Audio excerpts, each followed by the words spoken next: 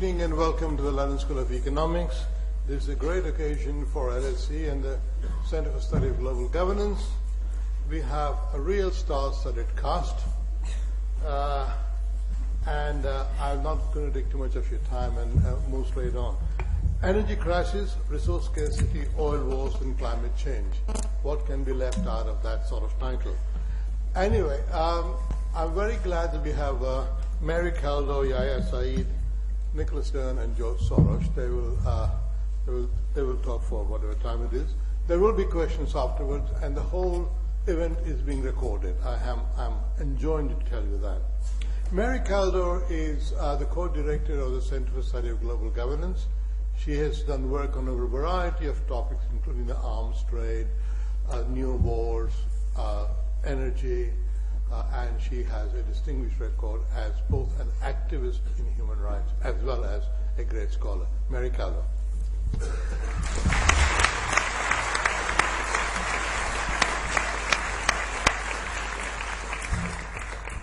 Well, thank you very much, Meghnad. I should say that Meghnad is the founder of the Centre for the Study of Global Governance, and he was my boss, and I'm really happy to welcome him back. I'm also delighted to welcome George Soros to LSE again. I think it was exactly a year ago we spoke about his book.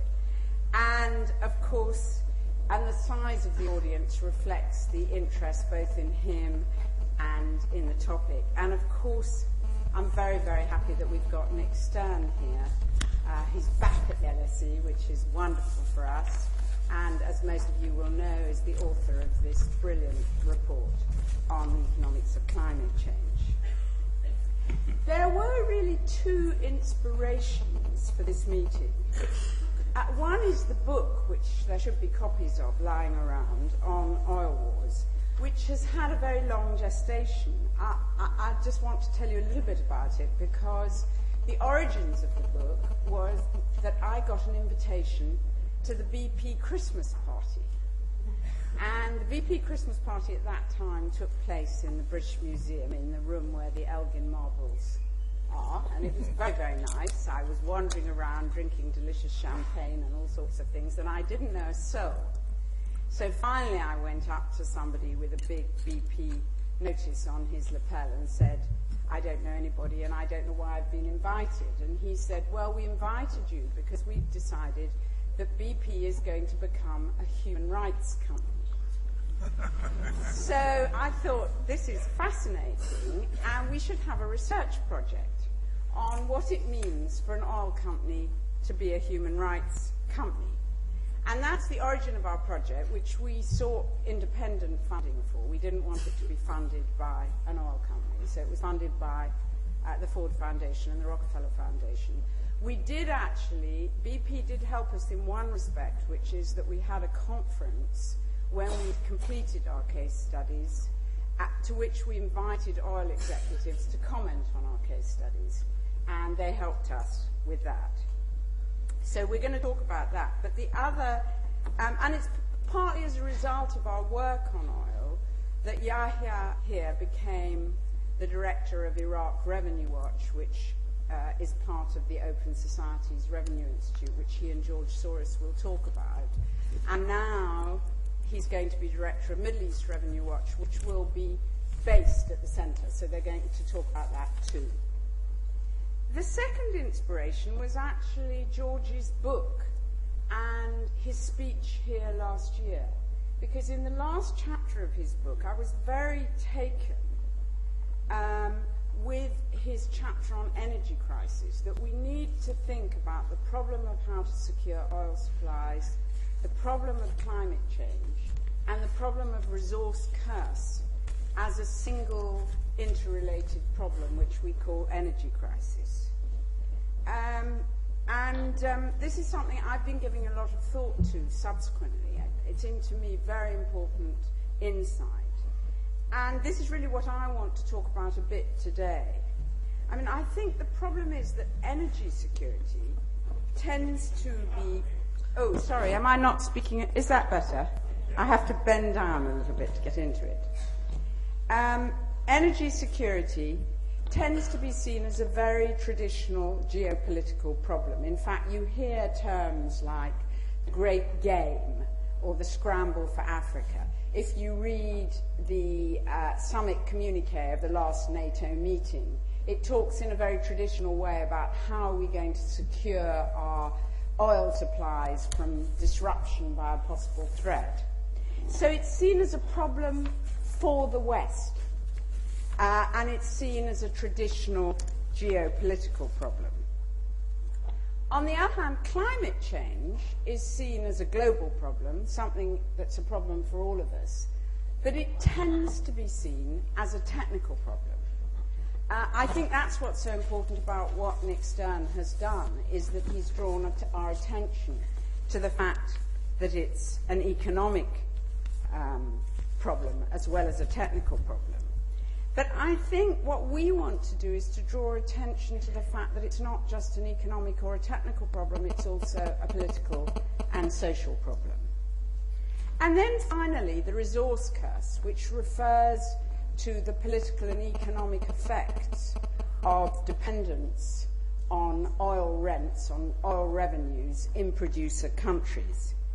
And what you find about that is that that tends to be treated as a domestic problem of the oil-producing countries. It's all about governance in the oil-producing countries. Yet actually, it's also a global problem. It's a global problem not only because it's our dependence on oil that has really distorted the economies and societies of the countries that produce oil, but it's also a global problem because many of the oil producers are problems for the world. There's a tendency for oil, and I'm going to explain that in Yahia 2 more, for oil-dependent countries either to be authoritarian or to be very weak. And so you think about countries like Iran, Saudi Arabia, Russia, Venezuela.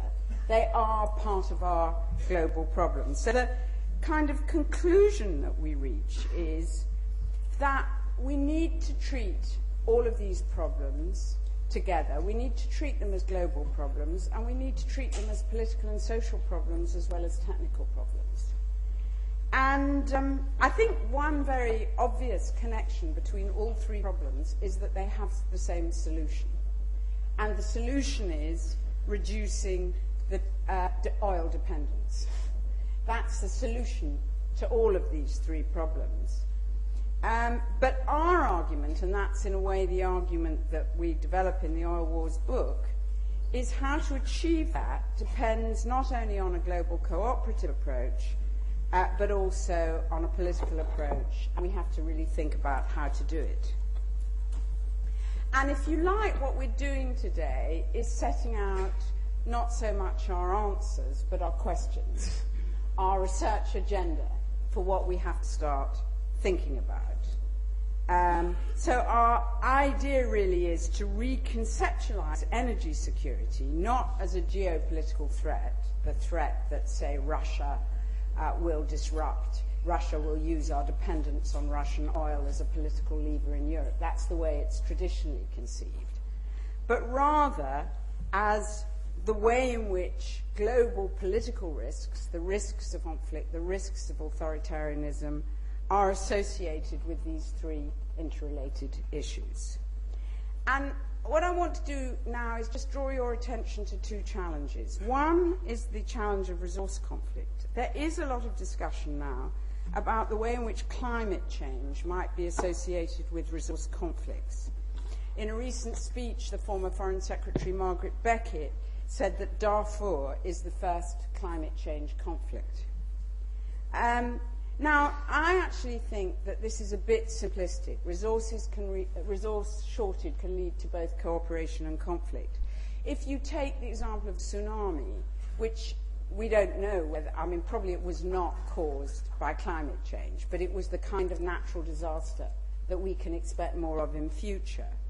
Actually, the result of the tsunami was that the two major conflicts in Sri Lanka and in Aceh, there was an initial impulse to come together and solve those conflicts in the aftermath of the tsunami. So natural disasters, resource shortages can be opportunities, as well as causes of conflict. I think our argument is that whether it's an opportunity or a danger has to do with the underlying social relationships.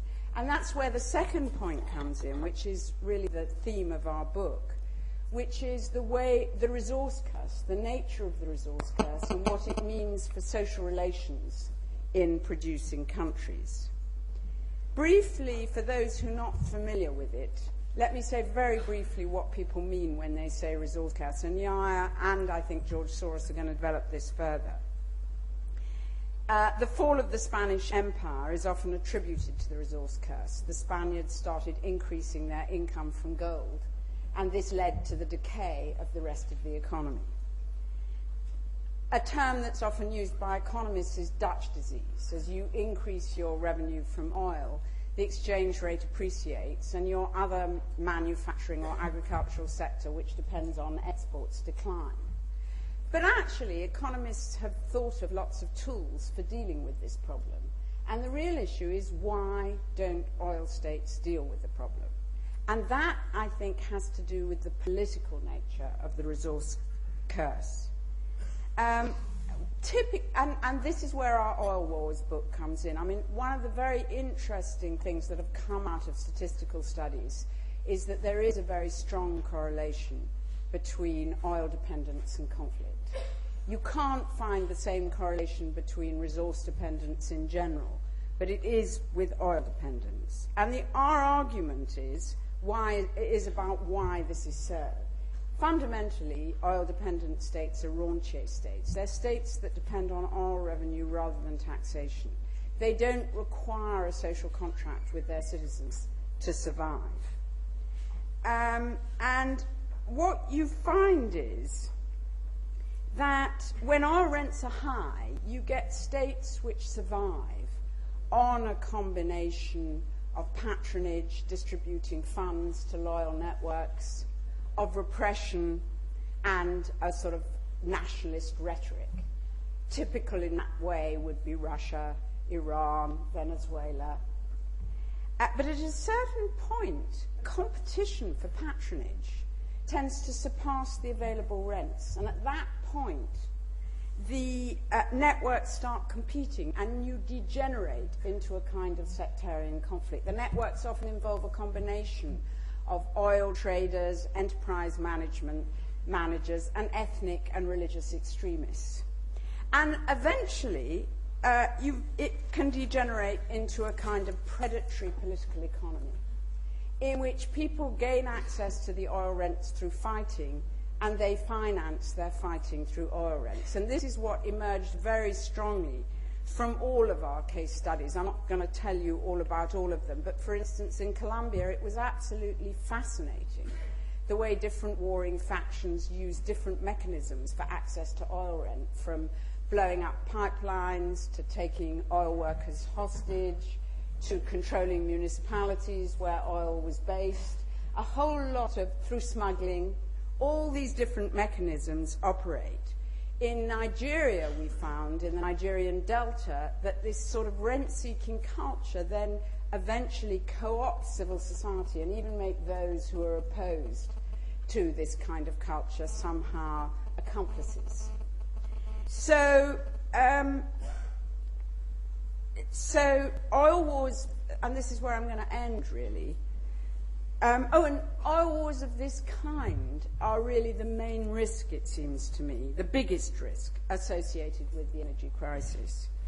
You know, to come back to Darfur, I actually think a better explanation for the conflict in Darfur is the character of the Sudanese state. I think if you want to understand why did the Sudanese state not protect people in Darfur, why did they back the Janjaweed? And what's more, why did the international community fail? Because there was this competition between the West and China in relation to Darfur. All of these factors are very critical in explaining the Darfur conflict. And I think what we feel is that if we don't deal with the issues of energy security and climate change in a cooperative way, this type of war will be spread. Unilateral or geopolitical approaches simply don't work. If the aim, for example, of the war in Iraq was to secure oil from Iraq, it was completely self-defeating. Iraq is torn apart by the kind of predatory war that I'm describing, and oil production is well below even pre-war levels. And I think even more, I would argue, that the growing interconnection between conflicts in the Middle East has to do with the rentier character of those states. Even the non-oil producing states have become rentier states because they're either dependent on assistance from other oil states or on remittances from people working in the Gulf and working in the oil sector. And I think what we're seeing in the Middle East is really a signal of the kinds of dangers that we face. So, to conclude, we need to see resource scarcity as a global problem. We need to deal with problems of governance, transparency, and accountability, which Yahia and George Soros are going to talk about. But we also need them to be part of a multilateral effort to deal with the interrelated issues of the energy crisis.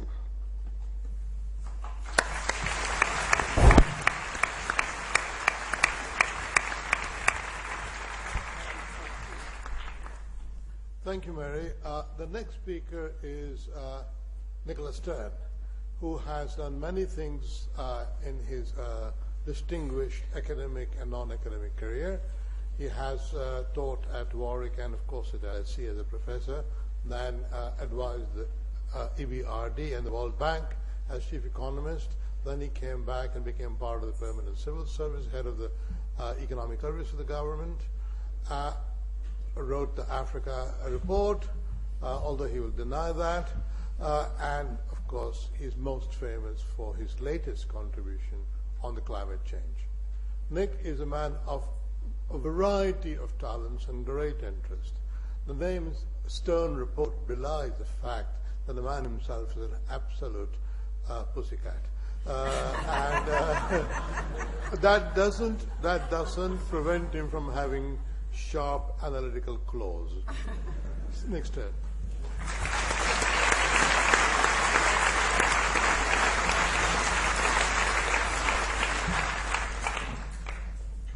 It's just as well our friendship goes back 40 years, but I'll see you afterwards. I want to say something about the links between the phenomenon of the accumulation of greenhouse gases and energy and conflict. Something about the links between the instruments we might use to control the accumulation of greenhouse gases and the links between those instruments and energy and conflict. And finally, I'll say a few words which are about the opposite of conflict, is how you put a global collaborative deal together to have some chance of dealing with the flows of greenhouse gases, which, if left under business... Yes. Can you hear me? Can you hear me at this volume, or do you want me to louder? Okay. Look, if I lapse into inaudibility or incoherence, can you gesticulate in a pretty powerful way? So I'm going to talk about the phenomenon and the links between energy and conflict, about the instruments we might use to attack that phenomenon, and the links between those instruments and energy and conflict. And I'll say something about the constructive side, the collaborative side, the opposite of conflict. How do we put a global deal together in a way that might stick? Well, first, let me say something very briefly about the numbers. I'm not doing fancy science here, just a bit of mental arithmetic. We argue in the review that we as a world, ought to be looking for a stabilization of the stock of greenhouse gases in the atmosphere, somewhere between 450 and 550 parts per million of CO2 equivalent. It's the stock that traps the heat, that warms up the Earth, that causes the climate change, that brings the crises in terms of storms, floods, droughts, and sea level rise. So it's the stock that's causing the problem. It's the flow each year that builds up into the stock. CO2 in particular stays around for a very long time, so once the stock is built up, it's very difficult to run it backwards. Why 450 to 550? 550 as a stock would give you eventually a temperature increase relative to pre-industrial times, with a 50-50 probability of being above or below 3 degrees centigrade. In other words, 3 degrees centigrade would be your best estimate if you did stabilize, but there's a big probability distribution here. It's a 50-50 chance of being either side. Significant probability if you stabilized at 550 of being above 4 degrees centigrade, and a small probability under some models of being above 5 degrees centigrade. Those are very serious risks just on 550. 5 degrees centigrade is an enormous number. The difference between where we are now and where we were in the last ice age 10 to 12,000 years ago is 5 degrees centigrade. Most of Canada, some of North America, and much of Northern Europe would have been under a few hundred meters of ice. It changes the way in which you can live. It changes where you can live. So those limits which we suggest in the review are quite, as it were, risky already, 450 to 550, and many people would argue that 550 is much too high a target for stabilization. Why did we suggest that range? Well, partly because of the risks I've just described, but also from where we start. We start at 430 parts per million of CO2 equivalent, already very close to that range, and we're adding about 2.5 parts per million a year. And that 2.5 parts per million a year that we're adding is going up very quickly. Within 10 years, we'll be past 450. If we go on under business as usual for 30 or 40 years, with that 2.5 we're adding each year increasing, we could easily add another 100 parts per million in 30 or 40 years, taking us up already very close to the top of that range. So it'll be tough to bring it back below 550 parts per million. Even tougher to bring it back down to 500 or so, even though there's a strong case that we should. So that's the kind of argument we put together for this kind of stabilization range. We're already very close. Being at the top of the range would be very risky. It'll be tough to get much below that, but there's a strong case for trying. So that is a very crude sort of summary of the kind of logic of that target range. Now, what does that tell us then about energy? It tells us, and carbon emissions, it tells us that carbon emissions have to peak, turning to the flow now, away from the stock, it tells us that carbon emissions have to peak within 20 years and then start to decline pretty sharply after that. What does that tell us about oil and coal? The key polluting, oil, gas and coal, the key polluting hydrocarbons. It tells us that there's way more hydrocarbons under the earth that are easily accessible than the earth can possibly tolerate. It tells us that running out of oil, for example, in some time in the future, cannot be the savior of the planet from the point of view of climate change. It has to be direct policy. There's no natural shortage market effect that's going to solve this problem. There's a lot of oil and there's a great deal of coal. So the energy shortage, the hydrocarbon energy shortage route out of this one is simply not a route out of this one, and it's very important to be clear about that. The second thing I want to draw attention to is the nature of the kind of conflict that could result from climate change, and in my view it's in large measure about population movement. If we started to see temperature increases, as we could under business as usual, rising to 3, 4, 5 degrees centigrade above pre-industrial times, populations would start to move. And when populations start to move, then conflict is a real problem. This round of globalization that we've seen in the last 50, 60 years is very different from the globalization that we saw before the First World War. Before the First World War, we saw a great deal of population movement associated with globalization. It's basically much less now. I think the world has become less good at dealing with population movement than it was, and I see no reason why we can assume it's likely to get better. So if you run this forward 50 or 100 years, then I think it's population movement that will really be a very serious cause of conflict. Just as in the last ice age, any life had to be much closer to the equator. It couldn't really be in northern latitudes if you're talking about the northern hemisphere. In this case, if climate change runs forward, there'd have to be significant movements of population away from the equator. So I think running forward 50, 100 years, the climate change as a potential source of conflict is a very real one. Now, what about the instruments? Well, as economists, and whether or not you're economists, as long as you believe in incentives, the price of energy and the price of carbon specifically, if we adopt taxing of carbon or carbon trading, has to be a big part of the solution. Not the only part, there should be direct regulations and standards as well, but you can think of those as in some measure as being implicit prices. You pay a bit more for your equipment when your equipment takes out some of the CO2 it might otherwise have emitted. That's an implicit price. So prices, standards are going to be a big part of the incentive to cut back on carbon. Now, what effect will that have on oil prices if you take oil? I mean, obviously there's more to it than just oil, but what effect would that have on oil prices? Essentially what we've got is a commodity with a great deal of rents, and it's quite possible that this kind of price policy wouldn't have a great deal of influence on the price of oil which we face as consumers, but would be passed back to the oil producers and thus reduce rents. So it seems to me that those who now have those resource rents should be arguing not that climate change is no problem, what's all this fuss about, as some of them do. They should be arguing for very rapid technological progress in carbon capture and storage so that the commodity they produce can continue to be used, whether that be for oil or for coal. Or gas, of course, with carbon capture and storage is important too. So I think when you think about the kinds of instruments that could be used, you see a common interest, actually, in developing carbon capture and storage mechanisms so that the hydrocarbons can continue to be used to the benefit of the energy security and of those who are using it and to the benefit of those who live on the rents. That story has not yet come, I think. People still see it as a conflict, as it were, between the energy the energy producers and those who worry about climate change. Actually, there's quite a strong common interest there.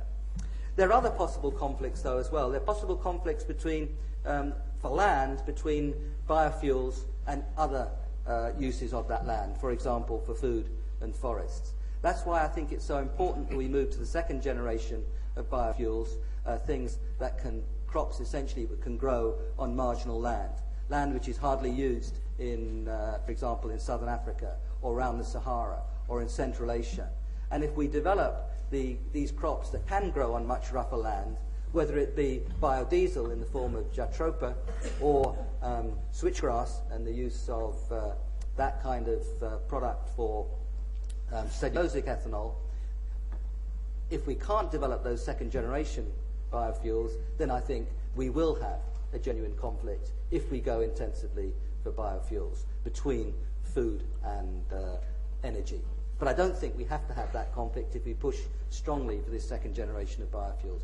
But they're only going to be part of the answer. It's going to be carbon capture and storage, it's going to be biofuels, it's going to be solar, it's going to be wind, it's going to be wave, it's going to be nuclear. There's going to be a whole combination of these things with different countries choosing different things. But I do think that we have to look at biofuels very carefully, but when we do, I think we can avoid, with the right kind of biofuels, the kind of problem that I described and many others have described. But we have to do a lot of work to get there. We have to prove that these things work, prove what their land-using and water-using consequences are likely to be. Now let me use one link to move to my last point about collaboration. If you think about a fixed stock of greenhouse gases in the atmosphere, we should not go beyond a certain level of greenhouse gases in the atmosphere, then there is, of course, conflict for that resource. That is a resource which is the maximum amount, as it were, we think that the planet should be prepared to take over time of the CO2. Well, who emits that?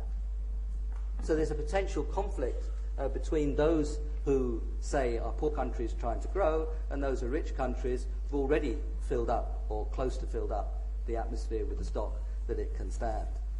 So that could be a potential conflict. And indeed, in a very narrow sense, it is a conflict because there's a finite resource, the amount of greenhouse gases that the atmosphere can take, and there's some conflict between who uses that up, the little that remains from what's been used up already. But I think we can turn that, and should turn that, and this is the last part of what I want to say, into a much more collaborative global deal. I think there's a very powerful case that if policy is good, that growth, energy security and climate responsibility can live very happily together. There's no conflict, if you want to translate this into terms of the European Union, there should be no conflict between those parts of the European Commission that are concerned with growth and innovation, those parts that are concerned with energy security, and those parts which are concerned with the environment. You've got a different DG for each one of those in the European community, and there was quite a lot of, as it were, arm wrestling between the three. We can't give up growth or climate. We can't give up, we've got to look at energy security. Is that in conflict with growth? Those are the kinds of questions that were being asked. And one of the things that I hope we contributed in the report was try to show that that is, with good policy, an artificial horse race. You can have good low-carbon growth with climate responsibility, and these are lots of opportunities which we and many others have pointed to. And a lot of the renewable sources of energy make you less reliable on imports. So moving to renewables can make you more energy secure. The only difference, as it were, the only potential conflict between those three things, which most governments declare for, would be coal, because coal is underground in many of the countries and does make you more energy secure, and that's why carbon capture and storage for coal is so important, because it's the missing link, if you like, between the story, which is the missing link in the story, which brings those three things, growth, climate responsibility, and energy security, together. So again, I think there are some policy measures, both technology and pricing, that we can see that can help resolve that kind of conflict. Another collaborative part of the global deal is respect for what other people are doing. I spent a lot of time in China explaining to them what the United States is doing in a positive way, and a lot of time in the United States explaining what China is doing in a positive way. I won't dwell on that, but just let me draw attention to one or two things that China is doing. China's reforesting. It's not deforesting. China has an export tax on energy-intensive industries. China has very heavy taxes on SUVs in Beijing. China has a 5-year target in this 11th 5-year plan, which began about a year ago, to cut the energy-to-output ratio by 20%. China is starting to get involved in a heavy way in all this story. But at the same time, China is opening 1 or 2, depending on your source, coal-fired power stations every week. So there are good things, but also some big problems. Now, you can run through the good things about the United States in this area as well as the problems there. Now, California has an 80% reduction target by 2050. A lot of important cities in the United States, some companies are going carbon neutral and so on. There's big progress there. There is obviously a little difficulty with the current administration, but I and many others have a great admiration for fixed-term presidencies. So you have to see the way in which those arguments are going in different countries. And if we're to build collaboration, you have to recognize the good things that other countries are doing as well as the difficult things, whilst at the same time recognizing that we as a world are moving far too slowly on this one. But it's about building collaboration, and building collaboration involves recognition. And finally, I'd want to emphasize, in terms of building collaboration, there's a gross injustice in this problem. It's the rich countries that are responsible for most of the stock of greenhouse gases that are now there in the atmosphere, and it's the poor countries that will suffer earliest and hardest. That inequity, it seems to me, means that there is a strong argument, both in terms of equity and in terms of efficiency, of financial incentives to poor countries to come into the global deal. And that, in my view, the only way I think I can see that working is with very strong emissions reductions targets in rich countries, creating a demand for emissions reduction, and a much better system of supply of emission reduction from poor countries, which allows it to work in a wholesale way. That supply and demand for emissions reduction could get the kind of financial flows together from rich countries to poor countries, which could give the incentive to cement the global deal. That, together with developing and sharing of technology. So I think there are a lot of potential conflicts in this story, but I wanted to end with a very brief description of how we might to start putting that global deal together. I think it is possible, and if it's not possible, we're in real trouble. Thanks very much.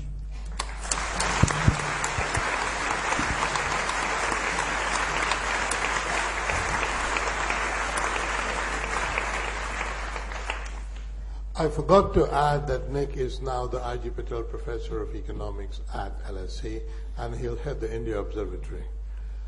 Now, our next speaker is Yahia Said, who is a research fellow at the Center for Study of Global Governance, and he's also the director of North Africa and Middle East Revenue Watch.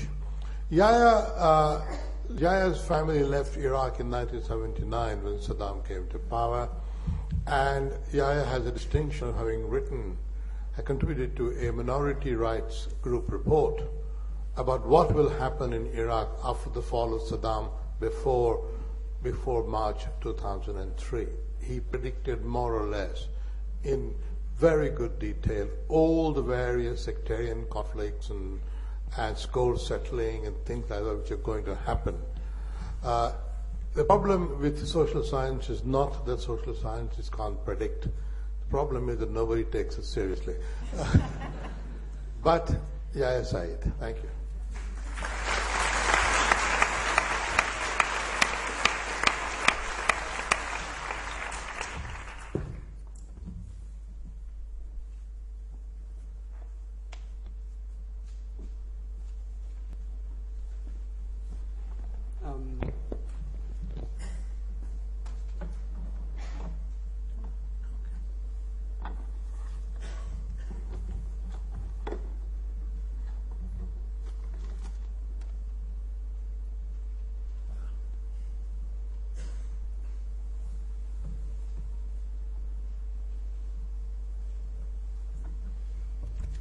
The problem in talking with such illustrious companies that you have to try to upstage them somehow.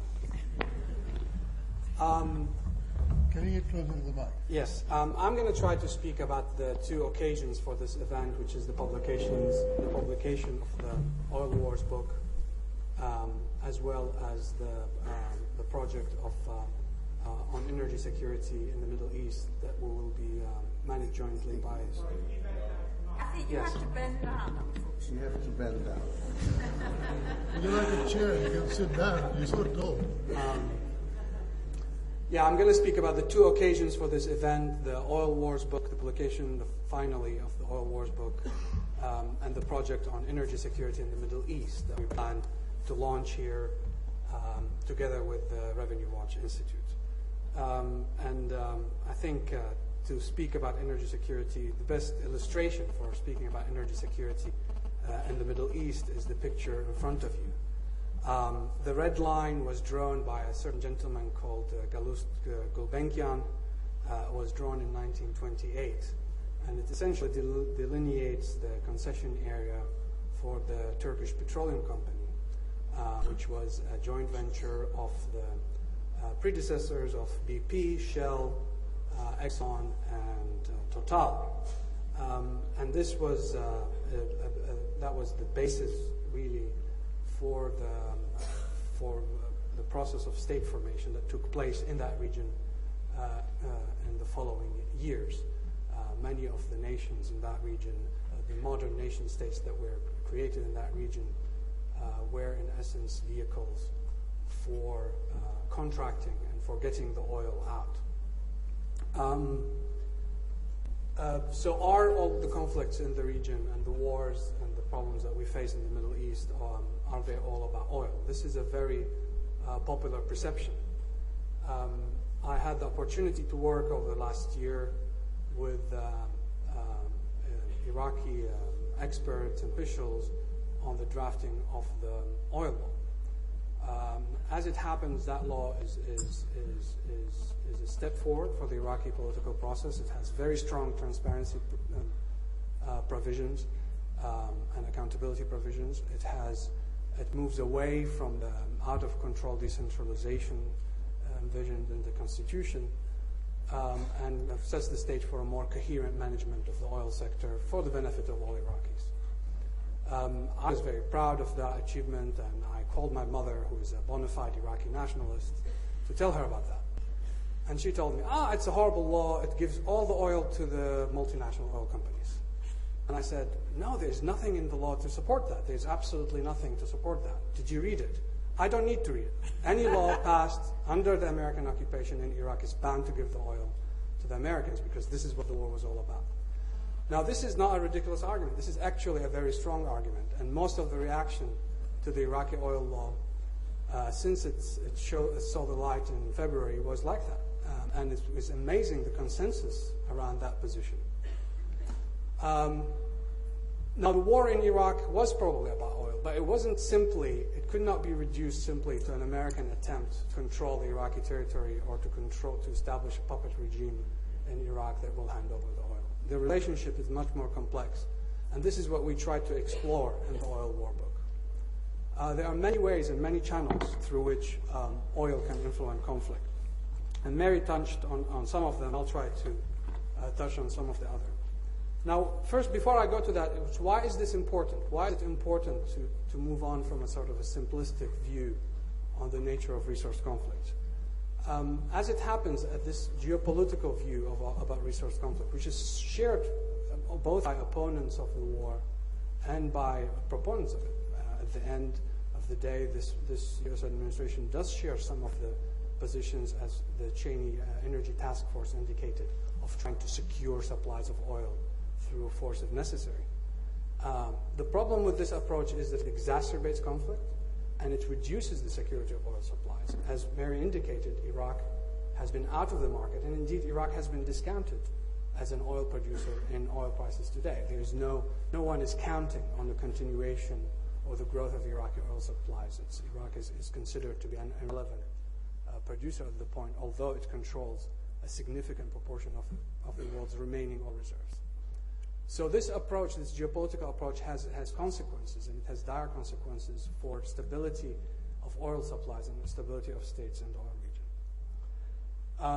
There are many other channels, and Mary discussed some of them, and these are the ones that we go through in detail in the book. One of them is the petro-state argument, which looks at the relationship of dependence on oil rents and the nature of the state as it forms. The other is the one about greed and grievance, which is the competition by non-state actors for resource rents. These three approaches or three levels of relationship reflect three ways of competing for resource rents. If you like, the geopolitical approach is a competition between superpowers for resource rents and between nations. The petro-state approach looks at the competition for the state, to capture the state as a way of capturing resource rent within resource-dependent countries. And then the war economy and the greed and grievance arguments looks at competition between non-state actors for the capture of resource rents. Now, these are not alternative approaches. Indeed, what we found out in the book is that they are actually linked to each other, and they form a resource-dependent cycle. The time of that map, of that chart that you look at, was a moment in the cycle where actually competition for resource rents was state building, was stabilizing. It was the end of World War I, the collapse of the Ottoman Empire, and that deal to divide the spoils, if you like, of that region led to the emergence of states in that region. Indeed, that process was not negative altogether. The years following that deal in 1928 saw some of the real state building that took place in Iraq, the building of robust machinery of government. A petroleum board was established that took over 70% of oil revenues and had a very restrictive use to prevent oil from crowding out agriculture and to use oil revenues in a way that builds the fertility of the land, as they said at that time. Many other states in the regions were created in that time as well. As resource rent starts to flow, though, it becomes very difficult to control this process. What happened in Iraq, for example, is immediately nationalism grew on the claim that Iraq should capture more of the resource rents that it generates and have more sovereignty over how these rents are used. So the share of oil revenues that went into the reconstruction board was progressively reduced from 70% to 50 to 20. Ultimately, the monarchy was toppled and Iraq moved on to nationalize oil and moved into what we call the petrostate stage, which is what Mary described took place in Venezuela, Iran, and elsewhere. And we are seeing a resurgence of that model on the back of higher oil prices. And the petrostate element, you see that under the pressure from the society itself, from groups within society to capture resource rent, the state resorts to a dual policy of repression and patronage. the state's relation with the public is built on two elements, a stick and a carrot. There is no that complex social contract. But even that is not a sustainable model, because what you see is, it depends on high oil rents, high prices. Venezuela can afford what it's doing today because of the level of oil prices.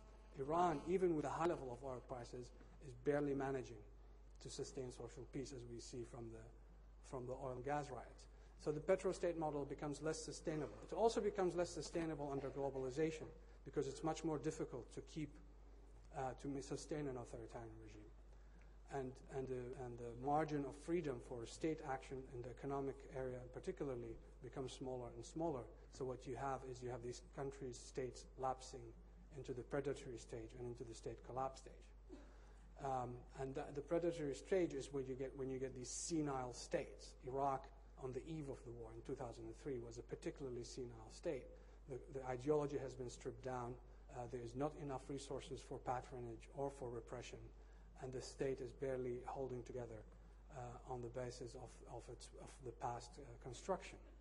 And that was the moment when the United States chose to invade Iraq under a model of an old war, under a model of a geopolitical competition for oil.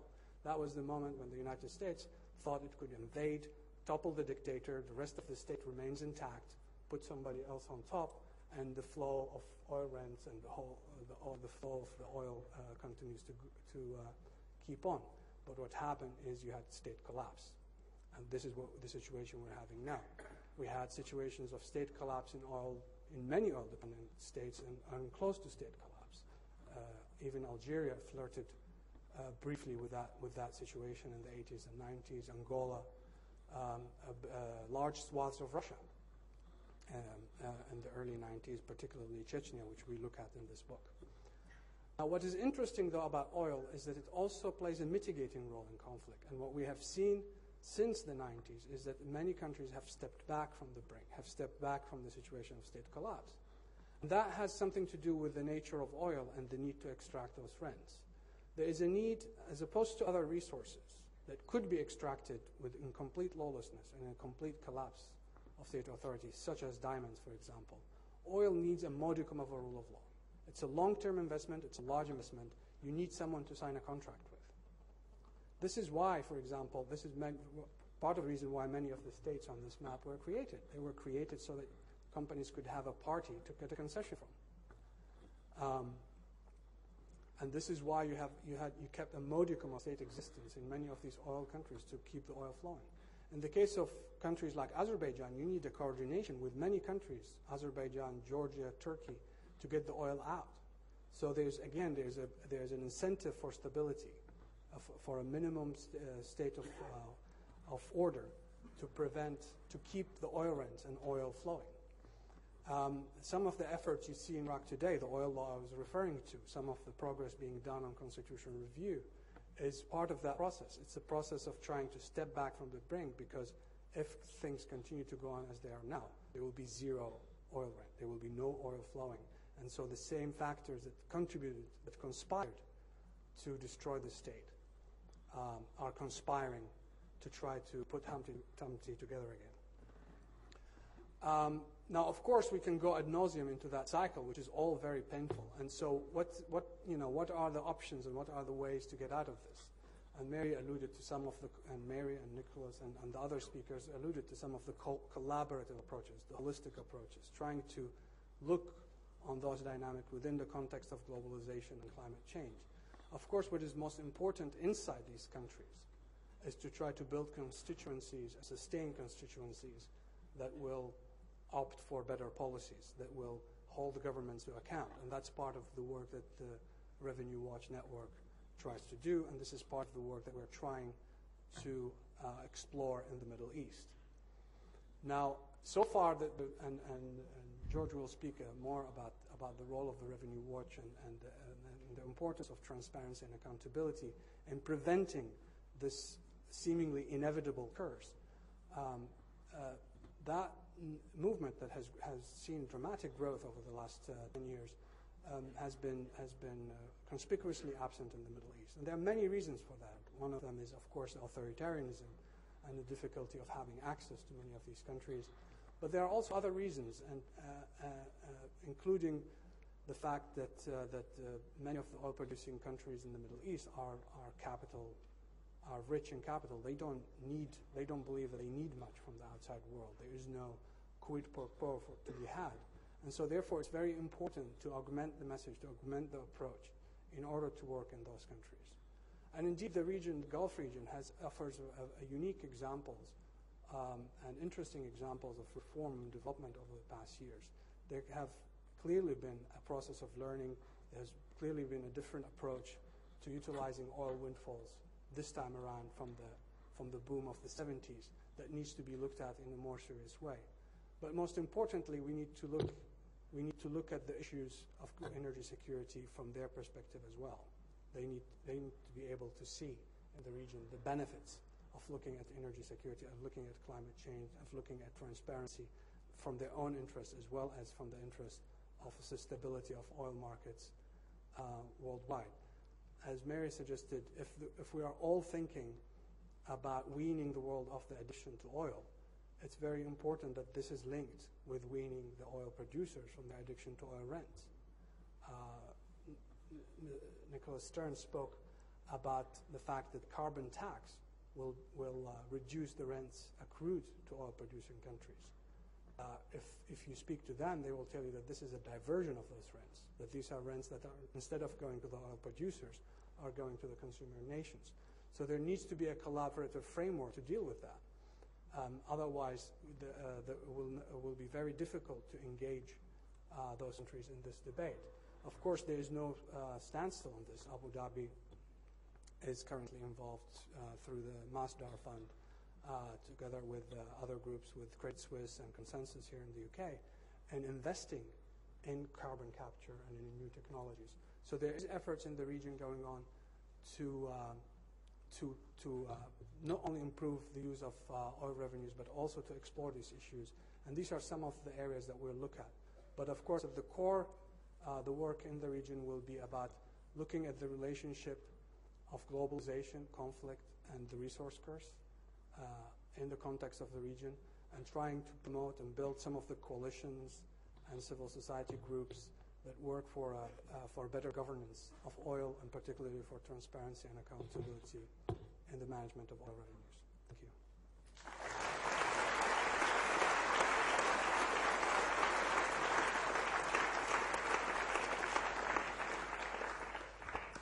George Soros is an LSE alumnus. I start with that first, because it was at LSE that he absorbed the teaching of Sir Karl Popper, who was a great LSE icon and one of the great philosophers of the 20th century. And it is that vision of an open society and this idea also about the importance of unpredictability, the surprising turn of events, which has guided George Soros in his life. He has written some marvelous books. They're very, very good read. He's a deep thinker about philosophical questions, and he's also made some money along the side. Thank you. George Soros.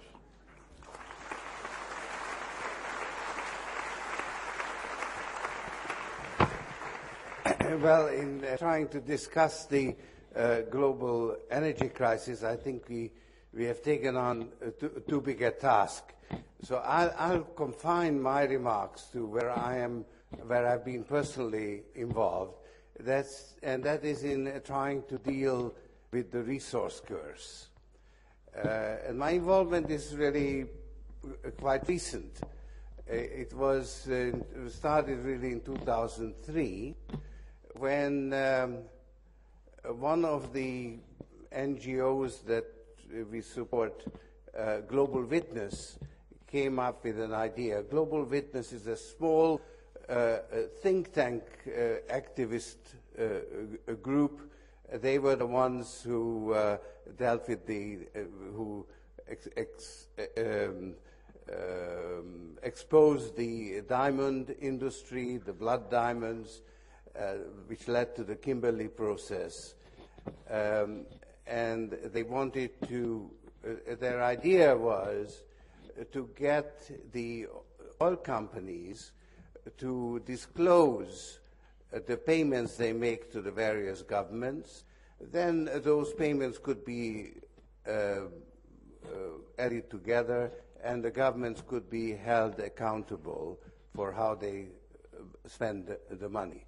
So this would really get at the heart of the resource curse, which is basically an agency problem, because the resources belong to the people, but the governments or the people who control those resources tend to use it for their personal benefit and not for the benefit of the people to whom those resources belong. So we launched a campaign called Publish What You Pay, which got a lot of support from civil society, and because it really sort of played into the sentiment against multinational corporations.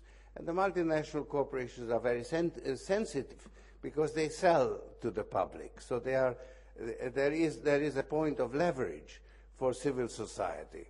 But actually, I could see right from the beginning that that was not where we need to go. This is just a stepping stone, because in actual fact, you can't get all the oil companies to disclose, because not all oil companies are public. There are national oil companies involved and private companies. But we were very fortunate, because even before the end of the year, the British government took on the case and brought together governments, companies and civil society,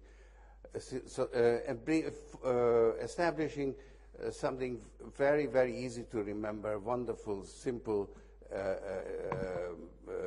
called Extractive Industries Transparency Initiative. It's easy to remember, and I'm sure you have all heard about it.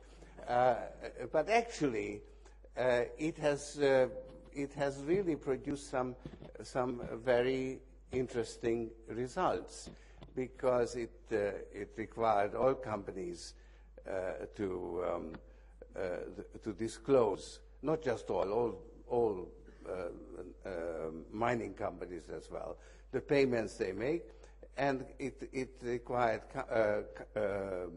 governments to provide an account of the monies they receive. So it established certain standards of transparency. And we have supported civil society in monitoring the performance both of corporations and governments. And that led to the establishment of Revenue Watch institutes in countries like Azerbaijan and Kazakhstan.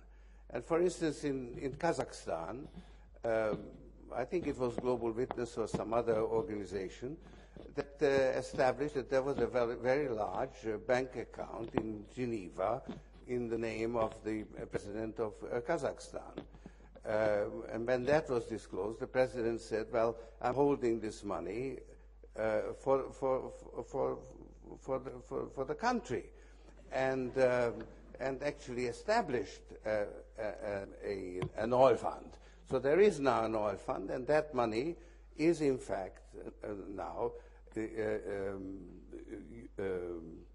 managed in a transparent way. So it's quite an accomplishment. Global Witness was also very good in tracing all the various nefarious transactions that were taking place in Angola.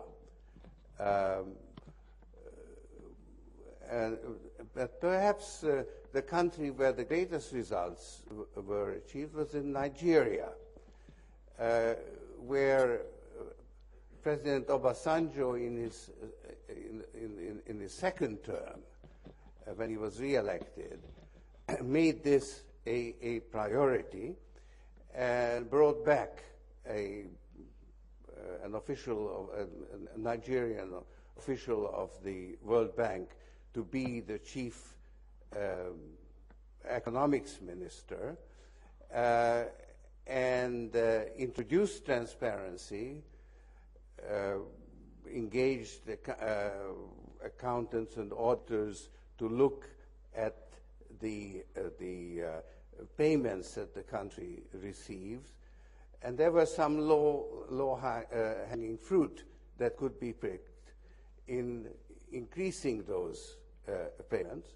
And then they published the monies that they received, and since Nigeria is a federal state, most of the monies pass through to the states.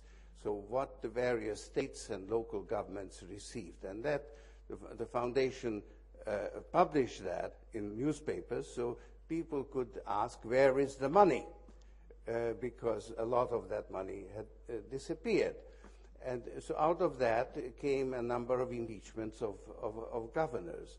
So really, in space of 4 years, great progress was made. Unfortunately, we are all human, and President Obasanjo didn't do so well in arranging for free elections. But the elections that have taken place are anything but acceptable. But nevertheless, I'm hopeful that the gains that have been made will not be lost in Nigeria. And in other countries, in Azerbaijan, for instance, which is not a paragon of virtue as far as democracy is concerned, because the lead government was British Petroleum, and I must say that under Lord Brown, British Petroleum was genuinely devoted to transparency. The receipt of the oil revenues is transparent, and there is an oil fund which again has very transparent accounts, although there's a lot to be desired about the way the money, once it comes out of the oil fund, how the money is then spent. In many countries, the Revenue Watch Institute could make some contribution helping the governments with information. So, for instance, in Mongolia, some consultants, Joe Stiglitz and some lawyers have helped to shape the mining laws which are now in force. In Liberia, when Ellen Sirleaf Johnson was elected president, one of the first things she wanted to do was to renegotiate the contracts. And in fact, some lawyers provided pro bono assistance. As a result, a major contract with Mittal was renegotiated, which will help the development of Liberia. So a lot of this in Timor, East Timor, the Norwegian government provided support to the Timorese government in negotiating with the oil companies. And actually, the Norwegian government is one of the supporters of the Revenue Watch Institute, which has now been established as an independent institute, separate from my foundation network, and is supported by other foundations as well. So this, to me, has been actually a considerable, a remarkable success story, because a relatively short period of time, a lot of progress was made. Now, there's a lot more that can be done and will be done in establishing standards, but it's not going to be that easy. I think that the major problem now is the competition for oil concessions, and particularly the entry of China into Africa and Central Asia. I mean, I don't want to be too critical of China, because China is actually bringing a lot of benefits by, first of all, creating a demand for natural resources and providing credit on very easy terms, because they have tremendous reserves, and they are, which is invested in U.S. government bonds yielding 5%, and they are very happy to lend $1 billion, let's say, to Liberia, yielding for 30 years, yielding less than 5%, because they can put that into their reserves just as easily. So they have the resources, and they are willing to put them to use, which is actually a very positive thing. But unfortunately, they are not part of this extractive industries transparency initiative, and they believe, or they don't believe in interfering in the internal affairs of other states. They resent it when people criticize them, and they don't want to interfere. And as a result, the pressure that the international financial institutions were able to bring on countries to be more transparent is now relieved. And that, I think, is the major, let's say, hurdle that needs to be overcome to make this revenue watch movement more successful. And I believe that one can appeal to the Chinese, because they believe, or they've established a doctrine of harmonious development, and it is in their interest, I think, to avoid conflicts. And unfortunately, the policy that they currently follow will and does already make them party to conflicts in places like Sudan. Now again, I don't think one should blame them only, because when they wanted to acquire UNOCAL, the United States stopped that deal, and so they feel that they've been pushed to deal with rogue regimes in Africa. So I think it's very important to bring them in to the, let's say, legitimate trading circles of the world.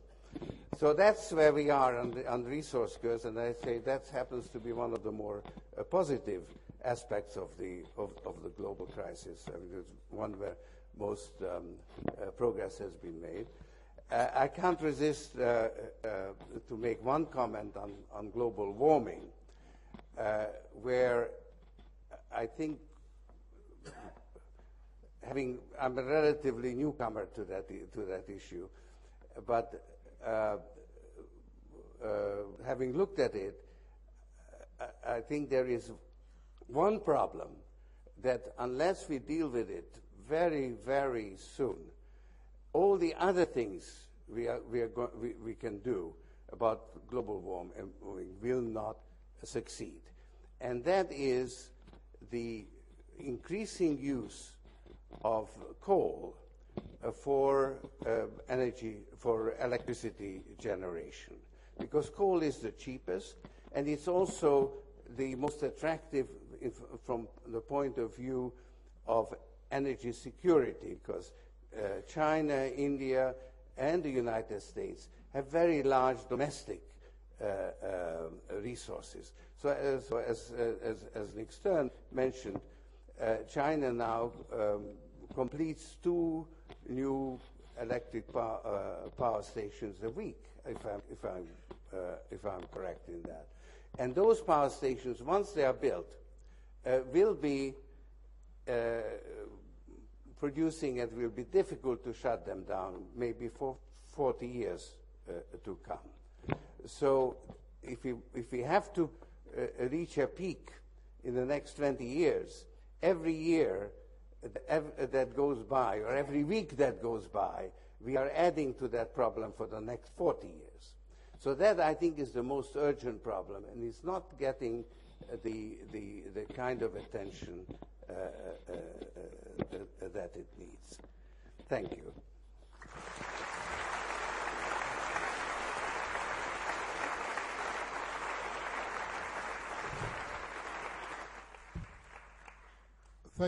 Thank you, George. Time for a few questions, but all questions have to be short and not summaries of what people have said, whether we agree with it or not. Can I have a few short questions? That is a roaming mic. The gentleman in the middle here.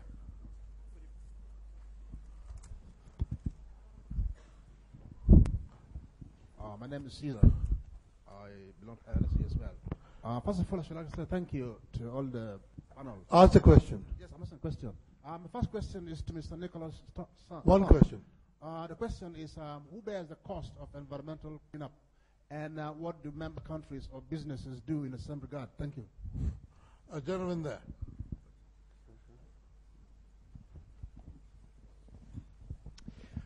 My question is, how can the transfer of funds for payment of carbon be more transparent and support collaboration rather than conflict? Okay. Anybody else? Gentleman there at the back, in the glasses, yeah. Kindly, what is George Soros' view on the carbon market, carbon trading market? And that's from the chairman of a Soros Fund Management point of view. The gentleman there at the top. Soros had spoken about. Sorry, Mr. Soros had spoken about how resources weren't governed appropriately and they weren't given to the people. I was wondering what you would say about what he believes if the youth should play a more important role today, and if so, how? Youth. Okay. Yeah. Okay, I understand that. This is one final question here in the front. Then we can take them as a group. I wanted to ask the panel if anybody was looking at this from a biological point of view, that we as humans are like a slime mold. We're an entropy creating organism and we need to change the energy source. Good. Okay. Let me start with Nick Stern first, because I know he has to go. Indeed, he has to go away with me, so he better be quick about this. So who bears the cost of environmental cleanup? It's very clear that development in the context of a changing climate is much more costly than development without a changing climate. So you have to build your understanding of climate change into your development programs. Not to do that would be simply reckless.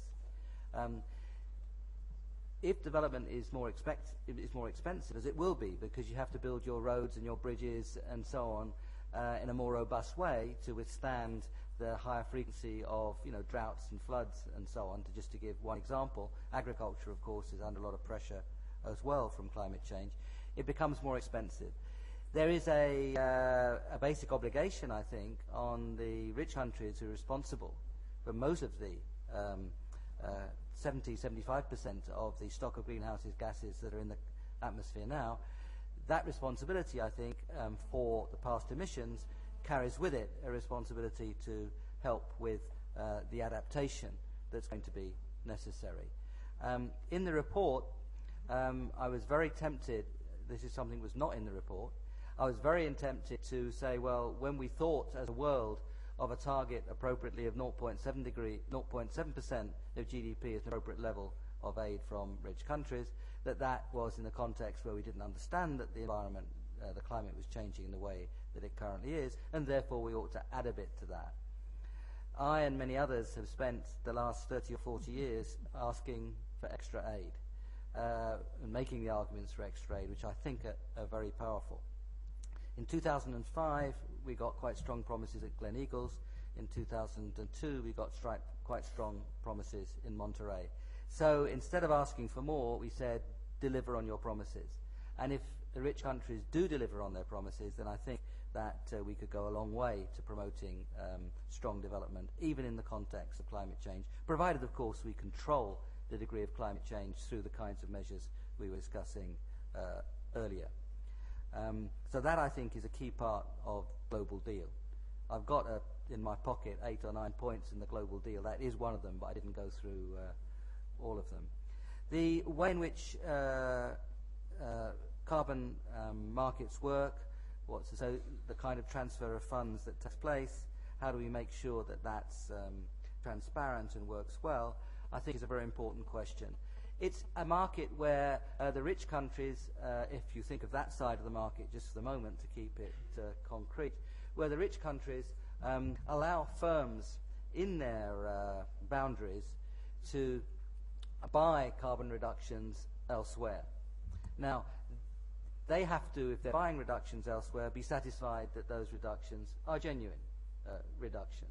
Now, this is a market which, like insurance, where you give somebody money now and that person or company promises to pay you if your house burns down, is a market which requires some kind of verification. It's a market which requires some kind of regulation. And it is a market where I think that kind of verification and regulation is starting to build. It's a very young market, and I think mistakes were made early on. But unless that market is built up, I simply do not think that the poor countries in the world will see directly enough the incentives to incur the extra costs of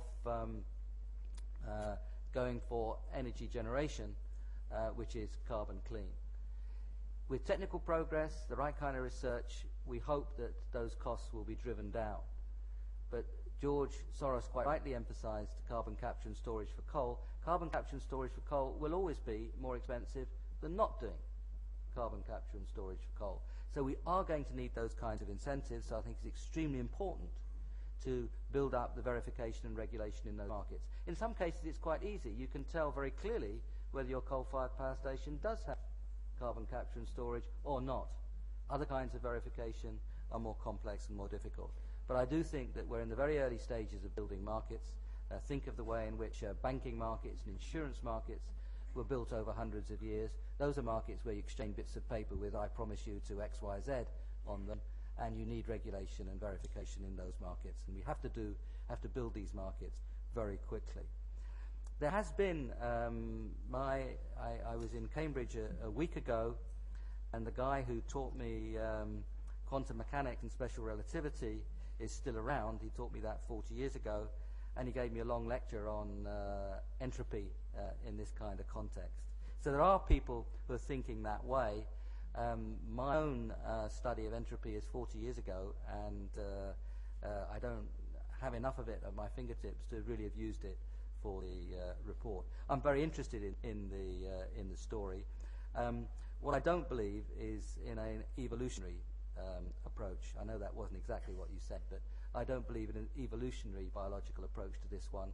All this is happening too fast, and it is outside the kind of experience under which we evolved as human beings in developed codes of conduct and collaboration and so on. We can't, as I said, we can't hope that the oil running out will save us, and I don't think that gradually learning through experience will save us either. We have to look ahead on this one.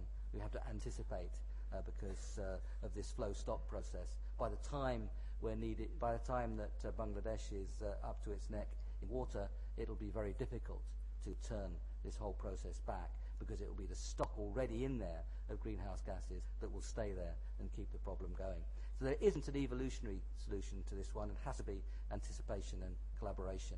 But if you've got some entropy models in your pocket, I'd be delighted to have a look. George? Well, I'd like to largely echo what Nick said. There is actually no substitute for coal for electricity generation other than coal, because coal is the cheapest and the most abundant. And even if you have nuclear and all those other things, they can't actually make up for the quantity that is currently planned to be used coal. So you do need to take the carbon out of coal, and that costs money. And therefore you have to put a price on carbon. Now, a carbon tax is unpopular politically. It's certainly in America, taxation is a dirty word, and probably here too. So therefore, cap and trade is much more sort of politically acceptable, and that's the direction it's going. But the trouble with cap and trade is that the system can be gamed. And actually that's why financial types like me find it very attractive, because it offers great potential profit opportunities. So it would be much more desirable to have a carbon tax,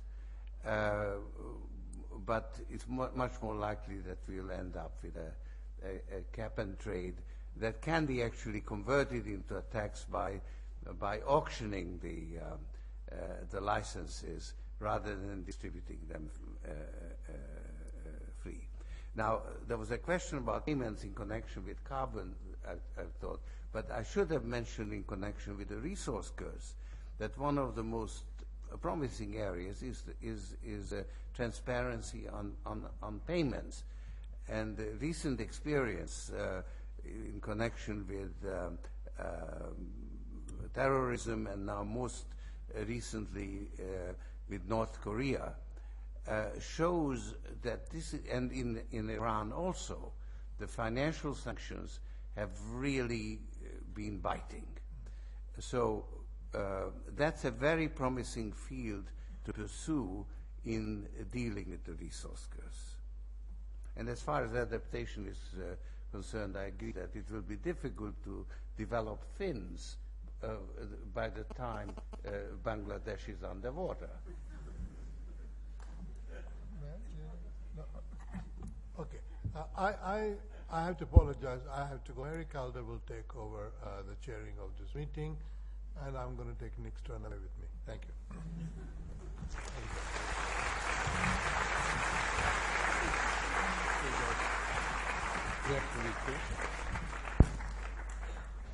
Actually, we've reached the end of our the session. In any case, in fact, most of the questions were addressed to Nick and to George. Do you want to add anything? I think the only thing I would like to add is that when we think, I should have said that when we think about energy security, I think I said we're thinking about the global political risks associated with energy supply, climate change, and resource curse. But I think we also have to think, and that's something that I think Nick made very clear, about the distribution of access to energy, about the very poor people in very poor places who have no access to energy at all. And that's a critical issue as well. But apart from that, our concern is very much with the conflicts associated with all these things, and this is what we'll continue to work on. And thank you very much, everybody, for coming. And what are your grounds for asking the very, very final question? Well, I think we should just finish at this point. Okay, very quick, one sentence. Well, I'm just wanting an answer which will be yes or no. And basically my question is that after the petrol crusades, without spaceships, financed by petrol currency, can a world fund change the climate change? And can a world fund that saves your life change really what's going on around, with avoid that critical point which we're already not doing too much to avoid? Did you understand the question? Look, I think you actually do need a technology innovation fund to foster the development, let's say, for instance, carbon extraction methods, new forms of biofuels. So while you certainly need a price on carbon, you also need some of the revenues from that to be used in a fund for developing technological innovations. And if I can add, because that's back to our basic point, having a fund, using funds, and whether you use them well or you waste them really depends on the social relationships you set up for using them. And I think that's, in a way, the message that we want to get across. So thank you very much, everybody, for coming.